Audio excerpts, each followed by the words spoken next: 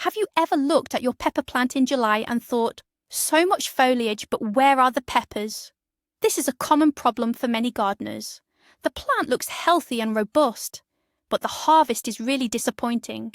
Today, we're going to fix that. I'll share 3 simple yet highly effective methods to wake up your pepper plants and get them producing fruit prolifically. And stick around until the end, because the third method is a little trick that might surprise even experienced gardeners. It can help you significantly boost your fruit set. First, let's understand what's happening with pepper plants in July. By this time, the plant has already developed its root system and leafy growth. It's, so to speak, built its factory. Now, our task is to switch this factory from producing leaves to producing fruit.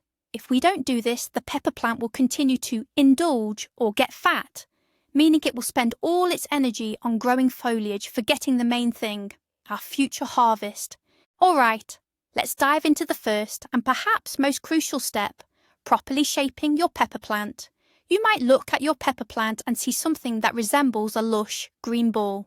Plenty of leaves, thick stems, but hardly any peppers starting. This is often called going vegetative, where the plant is putting all its energy into growing green foliage, instead of focusing on setting fruit. Our goal is to give it a smart pruning. Don't worry, it's not complicated, but it's incredibly effective. This isn't just about making it look neat. It's absolutely vital for maximizing your future yield. So grab your clean scissors or pruners, and let's figure out exactly what needs to be removed. Take a close look at your pepper plant. Find the main stem. It grows straight up, and at a certain point it branches out, forming what we call the first fork or junction. This typically consists of 2 or 3 strong shoots that will form the main structure of your plant and carry the bulk of the fruit. Now here's the simple rule. Everything growing below this first fork is completely unnecessary. Be brave and ruthlessly remove all the side shoots, often called suckers, that are growing from the leaf axils on the main stem below the fork. Also remove all the lower leaves up to that first junction. Don't hesitate to remove them. They get very little light anyway, they hinder airflow around the base of the plant, and they're often the first to pick up soil-borne diseases. On top of that, they simply steal energy and nutrients that could be going into developing peppers. In the end, you should have a neat, bare stem leading up to that first branch point. Now here's a small but incredibly important secret to this pruning method. Right in the very centre of this first fork, you'll most likely spot the very first flower, or perhaps even a tiny developing pepper. This is often called the king flower, or terminal bud, and this one I strongly recommend pinching off or carefully breaking away.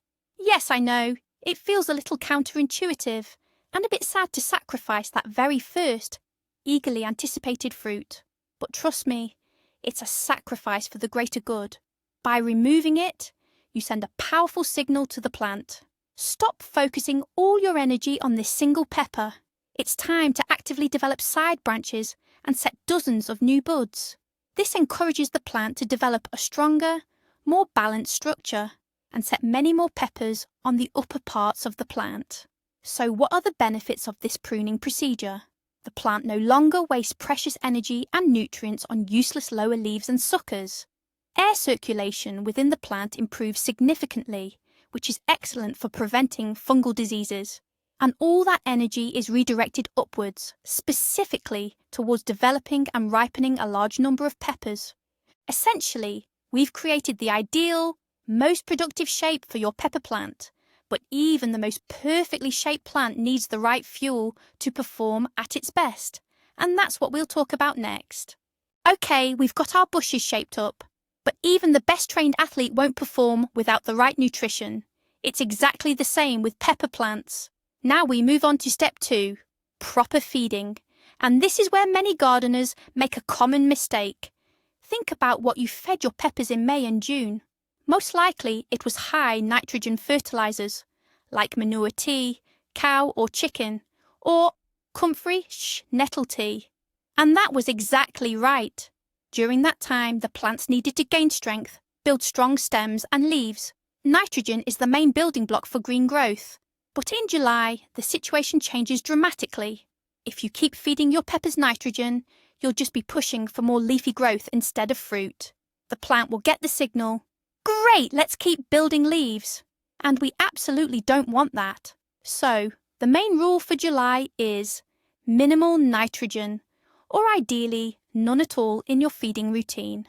So, what should you feed them? Now, peppers need two other crucial elements, phosphorus and potassium. Let's put it simply. Phosphorus provides the energy for flowering and setting fruit. It's like the spark that ignites the reproductive process, and potassium is the element directly responsible for the quality and quantity of the fruit. It acts like a transport system, moving all those nutrients from the leaves into the developing peppers, making them big, juicy, thick-walled, and sweet. Where can you get these elements? The simplest and most effective mineral option is monopotassium phosphate. As the name suggests, it contains both phosphorus and potassium, with not a single gram of nitrogen. It's the perfect mix for peppers during the fruiting period. Simply dissolve 1 tablespoon in 10 litres of water and water around the base of the plant, making sure the soil is already moist. If you prefer organic gardening, your best friend is wood ash. It's a true treasure trove of potassium, phosphorus, and many other beneficial trace elements. The simplest recipe: pour 10 litres of water over 1 cup of sifted ash, stir well and let it steep for a few hours or ideally a day. Afterwards, stir again and water your pepper plants, using about a litre of the liquid per plant. By completing this second step, we send a clear chemical signal to the plant. Stop building leaves. It's time for the main event, producing the harvest. We've changed their shape and we've changed their diet. There's just one last clever trick that will really give your peppers a boost towards production. So we've trimmed our peppers and given them the right meal. They're ready for action. But sometimes, to get someone to really perform, they need a little push. And our third method is exactly that. A controlled nudge, or if you like, a little bit of stress for the plant. Sounds a bit scary, right? We take such good care of our plants. And here I am suggesting we make them suffer a little. But don't worry. This is stress for a good cause. Imagine a plant living the good life, regularly watered, well fed, kept warm. In that kind of situation, there's no urgency whatsoever to produce offspring, i.e. fruit. Why bother? Life is already perfect. Our job is to gently disrupt this idyll and remind the pepper plant of its main mission. How do we do it? It's very simple, with a brief period of drought. This absolutely does not mean turning the soil under your peppers into the Sahara Desert, not at all. The method is as follows. After the latest watering and feeding we talked about, don't rush for the watering can the very next day. Skip one. If the weather isn't too hot, even 2 scheduled waterings. Allow the top layer of soil to dry out thoroughly. You'll see that the pepper leaves might slightly wilt, lose turgor, sort of droop. That's the signal we need. At this point, an ancient survival instinct kicks in within the plant. It thinks, "Whoa, conditions are getting worse. Water is becoming scarce. I need to quickly produce offspring before it's too late." And what does it do?